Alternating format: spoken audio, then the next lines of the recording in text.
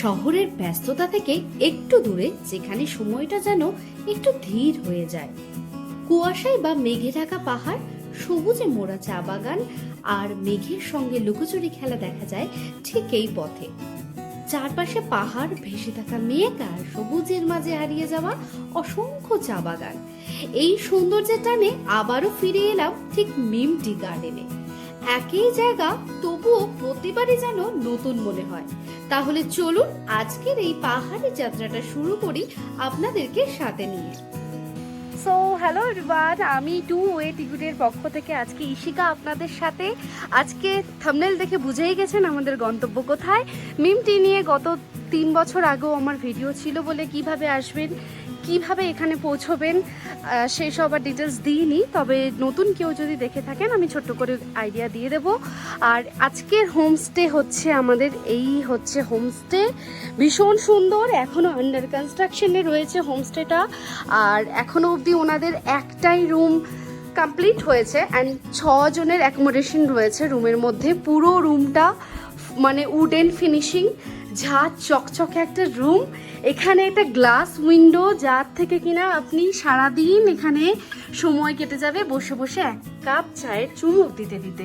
আর rainy day হলে তো উপরি পাওনা। বর্ষাকালে আমরা পাহাড় আসি বর্ষাকে সুন্দর করে উপভোগ করব আর এরকম একটা ভিউ দেখবো বলে। আর সামনে রয়েছে বেতের একটা সুন্দর মানে সোফা, আর এখানেও 2টো চেয়ার রয়েছে, সেন্টার টেবিল রয়েছে। ঠিক এখানে বসে সময় কিন্তু এই ভিউ দেখতে দেখতে সত্যিই অপূর্বভাবে কেটে যাবে। আর বেডগুলো মোটামুটি যা রয়েছে 6 জনের অ্যাকোমোডেশন, 3 জন করে ইজিলি বেডটাই ধরে যেতে পারে।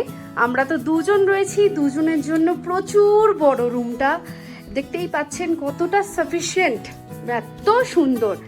এই দেখুন পুরো রুমের কতটা স্পেস রয়েছে। আর সব থেকে বড় ব্যাপার, বাথরুমটাও কিন্তু ওনাদের খুব সুন্দর। এই হলো বাথরুমের ভিউ। বাথরুমটাও বেশ স্পেসিয়াস রয়েছে, বেসিন রয়েছে, সামনে একটা মিরর রয়েছে, খুব সুন্দর। আর এখানে গিজারও রয়েছে, আপনারা যারা স্নান করতে চান গরম জলে সেই পরিষেবাও কিন্তু পেয়ে যাবেন। সুন্দর টাওয়েল রয়েছে অ্যান্ড ভীষণ পরিষ্কার পরিচ্ছন্ন। এটা নতুন বলে আমি বলছি না, মানে মেনটেনেন্সের উপর একটা প্রপার্টির হোমস্টের অনেক কিছু ডিপেন্ড করে। আমার তো জাস্ট দুর্দান্ত লেগেছে। অ্যান্ড ঠিক এইখানে বসে ক্লিয়ার ওয়েদার থাকলে সামনে থেকে কিন্তু কাঞ্চনজঙ্ঘা ইজিলি আপনারা দেখতে পাবেন। পুরোটা সামনে চা বাগানের টি স্টেটের ভিউ রয়েছে, সামনে গেলেই টি স্টেট একদম হাতের নাগালে। আর ওনাদের প্রপার্টির পাশে কিন্তু কোনো মানে হাই যায় বা আদার্স কোনো হোমস্টের ভিড় নেই। খুব সুন্দর নিরিবিলিতে প্রকৃতিকে উপভোগ করা যায় এই হোমস্টে থেকে। আর এই হোমস্টের কন্ট্যাক্ট নাম্বার আমি স্ক্রিনে দিয়ে দিলাম অ্যান্ড ডেসক্রিপশন বক্সেও থাকলো। আর আপনাদের কিন্তু অবশ্যই একবার নিজের চোখে এসে দেখতে হবে, থাকতে হবে, তাহলেই এই এত সুন্দর ভিউটা আপনারা উপভোগ করতে পারবেন। Per day per head with fooding lodging. এখানে কিন্তু সিজন টাইম 2000 থেকে 2500 করে পড়ে, অফ সিজনের রেট বাড়ে কমে। মাত্রই আমাদেরকে ওয়েলকাম করা হয়েছে 2 কাপ চা দিয়ে। আর পাহাড়ে আসবো, পাহাড়ের চা খাবো না তা তো হতে পারে না। এই সুন্দর একটা ভিউ সাথে 1 কাপ চা জাস্ট জমে যাচ্ছে। মানে কি বলবো, যদি আপনাদের একটা ফ্রেন্ডস গ্রুপ বা আদার্স কোনো গ্রুপ নিয়ে আপনারা আসেন, দুর্দান্ত কিন্তু মজা করতে পারবেন। খুব সুন্দর একটা অ্যাম্বিয়েন্স। এই মুহূর্তে আমরা এখন যাচ্ছি লাঞ্চ করতে। আপনাদেরকে তো দেখালাম যে হোমস্টের রুম অ্যাকোমোডেশন কীরকম, আর এখন দেখবো যে ওনাদের খাওয়া দাওয়া কীরকম, খাওয়া দাওয়ার কোয়ালিটি কীরকম, আর লাঞ্চে কী কী থাকছে। তারপর ইচ্ছে আছে যদি না বৃষ্টি এসে পড়ে তাহলে আমরা একটু পায়ে হেঁটে আশপাশটা ঘুরে দেখবো আর আপনাদেরকেও আমাদের ভিডিওর মাধ্যমে ঘুরে দেখাবো। এই মুহূর্তে বাইরের ভিউটা ঠিক এই রকম, 1 ফসলা বৃষ্টি হয়ে গেছে। আর আপনাদের বলেছিলাম না যে হোমস্টের চারপাশটা খুব শান্ত নিরিবিলি, আর উপরে এখনও আর একটা কটেজ হচ্ছে। তবে কি বলবো যে আমার মানে মিমটিতে আমি অনেকবার এসছি, এত সুন্দর লেগেছে আমার এইবারের হোমস্টেটা। আর এইটা আমার মানে হোমস্টেটা সাজেস্ট করেছিল আমার হাজব্যান্ড, যে এটাতে চলো নতুন হয়েছে। আমরা লিটল ফরেস্ট অ্যান্ড এটা দুটোর মধ্যে কনফিউজ ছিলাম, বাট আমার লিটল ফরেস্টের খুব মানে এক্সট্রা ক্রেজ মনে হয়েছে। তো লাঞ্চ ওখানে আমরা এখন করতে যাচ্ছি। এটি হলো আমাদের হোমস্টের কিচেন কাম ডাইনিং স্পেস। এখানে দুটি টেবিল রয়েছে, চেয়ার রয়েছে, তার উপরেই খাবারগুলি সার্ভ করে রাখা হয়েছে। এখানেই আপনারা ব্রেকফাস্ট, ডিনার, লাঞ্চ এসে করতে পারেন, আইদার আপনারা রুমেও সার্ভিস নিতে পারেন। আর হোমস্টের নাম হচ্ছে মাউন্টেন অ্যান্ড মেমোরিজ হোমস্টে। আর ঠিক পরিষ্কার ওয়েদার থাকলে আপনাদেরকে দেখাই, ঠিক এই জায়গাটা থেকে কাঞ্চনজঙ্ঘার ভিউ দেখতে দেখতে আপনারা কিন্তু ব্রেকফাস্ট অ্যান্ড লাঞ্চ করতে পারেন অনায়াসে। তো চলুন দেরি না করে দেখি আজকে আমাদের লাঞ্চে কি কি অপেক্ষা করছে।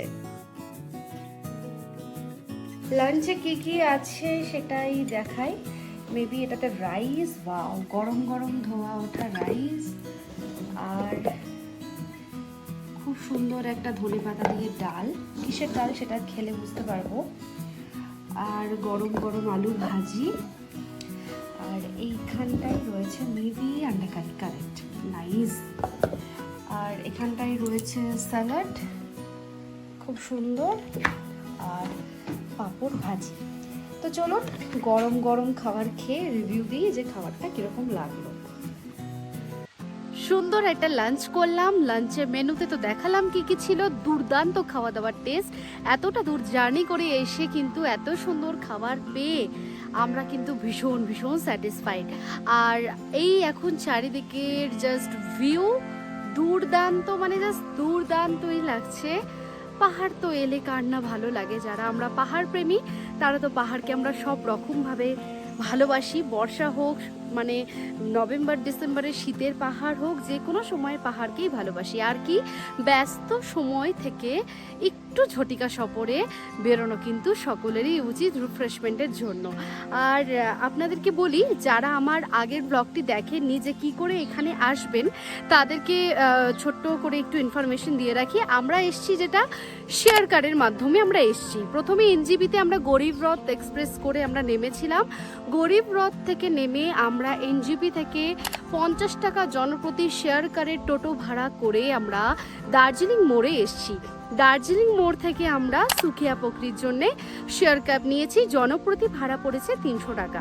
আচ্ছা, আর সুখিয়া পোখরি টু মিম বস্তিও আমরা শেয়ার করে এসছি 50 টাকা। একদম হোমস্টের এই ঠিক নিচটাতেই নামিয়ে দেয়, জাস্ট 30 সেকেন্ডস লাগে ওই নিচ থেকে উপরে আসতে, আর ওনারা লাগেজে তুলতে একটু হেল্পও করে দেন। আর রইল গিয়ে যারা দার্জিলিং হয়ে আসবেন, তারা দার্জিলিং থেকে সুখিয়া পোখরির ডিরেক্ট প্রচুর গাড়ি পাওয়া যায়, সেই গাড়ি শেয়ার ক্যাব ধরতে পারেন বা রিজার্ভ করতে পারেন, করে আপনাদেরকে চলে আসতে হবে সুখিয়া পোখরি। সুখিয়া পোখরি থেকে মিম বস্তি আপনারা কিন্তু শেয়ার পেয়ে যাবেন, অথবা রিজার্ভ করে নেবেন সুখিয়া পোখরি থেকে। আর যারা এনজিপি থেকে দার্জিলিংগামী শেয়ার কার ধরে এখানে আসতে চাইছেন, তারা এনজিপি থেকে দার্জিলিংগামী শেয়ার কার ধরে ঘুম মনিস্ট্রির ওখানটার আগে, মানে ঘুম যে রেলওয়ে স্টেশন, ঠিক একটা রাস্তা চলে গেল দার্জিলিং এর দিকে, আর একটা রাস্তা চলে গেল সুখিয়া পোখরি লেপচা জগতের দিকে। সেই দিককার শেয়ার ক্যাব ধরে আপনারা চলে আসুন সুখিয়া পোখরি। ঠিক সুখিয়া পোখরি থেকে শেয়ার গাড়ি আবার একটা নিয়ে, একটা শেয়ার গাড়িতে করে আপনারা 50 টাকা করে পেট্রোল পাম্প পেরিয়েই মিম বস্তি কিন্তু ইজিলি পৌঁছে যেতে পারেন। আর ভাড়া অত্যন্ত রিজনেবল, রিজার্ভ করলে কিন্তু সিজনে এনজিপি থেকে এখানে 4 থেকে 5 হাজার অবধি আপ ডাউন হয়, আর অফ সিজনে লাগ ভালো থাকলে 3 থেকে 2.5 অবধি ভাড়া নেমে যেতে পারে। সেটা কিন্তু আপনারা একটুখানি রিজনেবল, একটু নেগোশিয়েবল করে নিতে পারেন, ঠিক আছে। আর আজকের জাস্ট ওয়েদারটা এরকম, কখনো রোদ কখনো বৃষ্টি। দেখুন এক ফসলা বৃষ্টি হয়ে যাওয়ার পর এখন আবার সুন্দর একটা রোদ, একটা ক্লিয়ার স্কাই, খুব ভালো লাগছে। আর এখান থেকে হোমস্টে থেকে ভিউটাও যেহেতু খুব মনোরম, তাই আমরা কিন্তু খুব সুন্দর উপভোগ করছি। অবশ্যই করে আসতে হলে এই হোমস্টেতে উঠুন আর এক্সপিরিয়েন্স করুন কেমন লাগছে আপনাদের। আর ভিডিওতে কিন্তু অবশ্যই দেখে জানাবেন যে কেমন লাগলো, শেয়ার করবেন, লাইক করবেন, কমেন্ট করবেন, সাবস্ক্রাইব করে দেবেন। সুখিয়া বকরি থেকে মিমটি গার্ডেন আমরা যে দাদার গাড়ি করে এসছিলাম সেই শেয়ার কারের নাম্বারটা আপনাদের সাথে আমি শেয়ার করে দিলাম ডেসক্রিপশন বক্সে, স্ক্রিনেও যাচ্ছে যে নাম্বারটা, সেই নাম্বারটি নোট করে নিতে পারেন। আর এনার গাড়ি করেই আগামীকাল আমাদের যাওয়ার কথা ঠিক মিমটি গার্ডেন থেকে দার্জিলিং এর জন্য। রিজার্ভে সেই ক্ষেত্রে ভাড়া পড়ছে 1500 থেকে 1800 টাকার মধ্যে। যেহেতু এটা অফ সিজন তাই কিন্তু এই ভাড়াটা পড়েছে। নর্মাল টাইমে মানে সিজন টাইমে কিন্তু এটাই 2 থেকে 2500 টাকা অবধি ভাড়া এক্সটেন্ড করে। আপনারা যারা এই রাস্তা দিয়ে যাবেন তারা কি কি সাইট সিন করবেন ছোট করে সেটাও জানিয়ে দিই। এই মিমটি গার্ডেন থেকে বেরিয়ে কিন্তু আপনারা এখন মিনি পেহেলগাঁও নামে বিখ্যাত যে জায়গাটি সেটাও কিন্তু দেখে নিতে পারেন। এছাড়াও যেটাকে মাঝিধুরা বলে থাকে, এছাড়াও আপনারা লেপচা জগতে সাইট সিন করে নিতে পারেন। পাইন ফরেস্টে টিকিট কেটে জনপ্রতি 20 টাকা দিয়ে ঢুকেও সেখানে কিন্তু সুন্দর কিছুক্ষণ সময় কাটিয়ে নিতে পারেন। এরপরে ঘুম রেলওয়ে স্টেশনে দাঁড়িয়ে কিছুক্ষণ সময় কাটাতে পারেন। এরপরে ঘুম মনেস্ট্রিতে আপনারা সাইট সিন করতে পারেন। আর একদম শেষে বাতাসিয়া লুপ দেখে কিন্তু আপনারা ইজিলি দার্জিলিং ঢুকে যেতে পারেন অথবা আবার মিমটি গার্ডেনে ব্যাক করতে পারেন। আর অন্য দিক থেকে আপনারা কিন্তু এটাও করতে পারেন যে সুখিয়া পোখরি থেকে আপনারা টুয়ার্ডস মিরিকের দিকে গিয়ে জোর Pokhri and Mirik Gopaldhara tea garden বাকি এগুলো দেখেও কিন্তু মিরিক লেক দেখে আপনারা কিন্তু মিমটি গার্ডেনে অনায়াসে ব্যাক করতে পারেন। অতএব এই সব দিক থেকে কিন্তু খুব সুন্দর যাতায়াতের সাইট সিইং এর ব্যবস্থা রয়েছে। এবার চলুন এই মিমটি গার্ডেনের যে মূল আকর্ষণ ঠিক সেই দিকেই এগিয়ে চলি আপনাদেরকে সাথে নিয়ে। ঠিক আমাদের হোমস্টে থেকে বেরিয়েই সামনের এই পথটা ধরে এগিয়ে চলেছি। এই রাস্তাটাই কিন্তু আমাদেরকে নিয়ে যাবে টি স্টেটের দিকে। আর সবচেয়ে ভালো লাগার বিষয় হলো হোমস্টে থেকে মাত্র মিনিট 2 হেঁটেই পৌঁছে যেতে পারবেন এই অপূর্ব জায়গাটায়। আর সেখানেই পৌঁছে আমাদের জন্য অপেক্ষা করছিল ঠিক এমন এক নৈসর্গিক দৃশ্য যেটাকে সত্যি চোখের সামনে না দেখলে বোঝানো কঠিন। চারপাশে সবুজ পাহাড়, দূরে বিস্তৃত ভ্যালি আর তারই উপরে ভেসে বেড়ানো মেঘ। মনে হবে যেন পাহাড়ের বুকের মধ্যে দাঁড়িয়ে কোনো এক স্বপ্নের দৃশ্য দেখছি। দুদিকে চা বাগানের মাঝে এক সুন্দর আঁকাবাঁকা রাস্তা, এই যেন এক পাহাড়ি গ্রামের অপরূপ এক বৈচিত্র্য তুলে ধরেছে। আর এই বৃষ্টিতে, এই বর্ষাতে পাহাড় আসার আসল রসদ কি জানেন? এই রোদ বৃষ্টির খেলা দেখতে দেখতে কখন যে সময় কেটে যায় সেটা ধরতেই পারা যায় না। কখনো মেঘগুলি পাহাড় ছুঁয়ে যায়, কখনো বা আমাদের নাক ছুঁয়ে যায়, অথবা কখনো মনে হচ্ছে এই ঝিরিঝিরি বৃষ্টি হচ্ছে, চারিদিক অন্ধকার হয়ে আসছে, আবার কখনো রোদেরও খেলা। আপনারা যারা মনে করছেন এই চা বাগানের মধ্যে যদি আপনাদের থাকার রাস্তাটা হতো তাহলে হয়তো আরো বেশি ভালো হতো, ঠিকই তাই। আপনারা যারা আমাদের যে হোমস্টেতে উঠেছি সেটাতে যদি বুকিং না পেয়ে থাকেন তাহলে কিন্তু আপনারা তাক্ত হোমস্টে অথবা ঘালেই হোমস্টেতে থাকতে পারেন। এটি কিন্তু অনেক পুরনো মেম্বারসদের হোমস্টে, এই দুটো। এনাদের গুগল রেটিংস খুব ভালো। আর অন্যান্য ব্লগেও কিন্তু আমি দেখেছি এনাদের মানে অ্যাকোমোডেশন অ্যান্ড হসপিটালিটি নাকি বেশ সুন্দর। পার্সোনালি আমার কোনো এক্সপিরিয়েন্স নেই, সবটাই কিন্তু অন্যের রিভিউ দেখে আপনাদেরকে বলা। আর গুগলে গেলে এনাদের কিন্তু কন্ট্যাক্ট ডিটেলস পেয়ে যাবেন, কিভাবে বুকিং করবে, কত টাকা জনপ্রতি থাকা খাওয়া, সেগুলো কিন্তু ওনারাই হয়তো আপনাদেরকে গাইড করে দিতে পারবেন।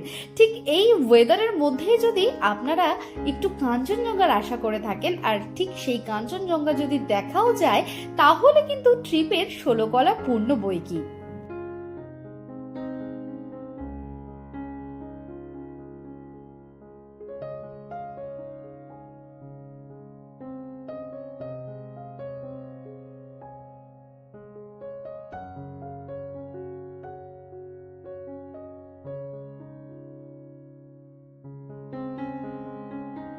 টি গার্ডেন থেকে বেরিয়ে এসে সামনে যে রাস্তাটি এখন আপনাদের দেখাচ্ছি ঠিক এই রাস্তাটি দিয়েই কিন্তু তাক্ত হোমস্টে গেছে। আর আপনাদের এই ভিউকে উপভোগ করার জন্য কিন্তু মিমটি গার্ডেনে কিন্তু অন্তত একদিন থাকা জরুরি। আপনারা অন্য কোনো জায়গা থেকে এসেও মিমটি গার্ডেনে সাইট সিন করে চলে যেতে পারেন, কিন্তু কি বলুন তো, কোনো অফবিটের না সৌন্দর্য, কিছু পাখির ডাক, কিছু এই মেঘের আনাগোনা, কিছু এই চা বাগানের সৌন্দর্যের মাঝখান দিয়ে যে সুন্দর রাস্তাটি চলে গেছে, মেঘের আনাগোনার মধ্যে দিয়ে যে এখন আমরা হেঁটে চলেছি, ঠিক এই উপভোগগুলো কিন্তু, এই উপলব্ধিগুলো কিন্তু নিতে গেলে আপনাকে এখানে অন্তত পক্ষে একটি রাত থাকা অত্যন্তই জরুরি। আর পাহাড় কিন্তু কখনোই আমাদের নিরাশ করে না যারা আমরা পাহাড় প্রেমী হই। তাই কিন্তু আপনাদের কতটুকু আমি এই ভিডিওর মাধ্যমে বোঝাতে পারছি জানি না, তবে এখানে একবার এলে পরেই আপনি বুঝতে পারবেন কতটা নৈসর্গিক একটি জায়গা। দেখালাম তো কি সুন্দর রোদ, আর এখন মেঘের আনাগোনা চলছে। ঠিক এই বর্ষাতে এলে কিন্তু এটাই একটা উপরি পাওয়া, চারিদিকের ভিউ যেরকম অপূর্ব, সেরকম কিন্তু একটা প্লেজেন্ট ওয়েদার, না গরম না ঠান্ডা, সোয়েটারও লাগে না, অপূর্ব চারিদিকটা। এরপরে রুমে ফেরত এসেই বসে পড়লাম নিজের সাথে নিজের কিছু বোঝাপড়া করতে, মানে কি নিজের একটু একাকিত্ব সময় কাটাতে। এই জানলাটা থেকে এত সুন্দর একটা ভিউ আসছিল আর একটা মিষ্টি রোদ গায়ে এসে পড়ছিল, এই লোভ যেন সামলাতেই পারলাম না। তাই জন্যে একা একাই বসে পড়লাম নিজের সাথে নিজের একটু সময় কাটানোর জন্যে। আমরা জীবনের অনেক ব্যস্ততম সময়কে উপেক্ষা করে গিয়ে কিন্তু এই সময়গুলো খুঁজে পেতেই কিন্তু পাহাড়ের কোলে ছুটে যায়, আর ঠিক এই মুহূর্তগুলোই হয়ে থাকে আমাদের কাছে golden time and golden memories হিসেবে। দেখতে দেখতে আমরা এখন অনেকটাই সময় কাটিয়ে ফেলেছি মিমটি গার্ডেনে। এখন সন্ধে নামার সময়। ঠিক সন্ধে নামার আগেটাই আপনাদের সাথে শেয়ার করে নিচ্ছি যে কি কি দৃশ্যের সাক্ষী আমরা ছিলাম। জাস্ট এইগুলোকে ভেতর থেকে ফিল করতে হবে, কারণ এখানে না বলার কিছুই নেই। পুরো আমি এই দৃশ্য দেখে ভাষাহীন হয়ে গিয়েছি।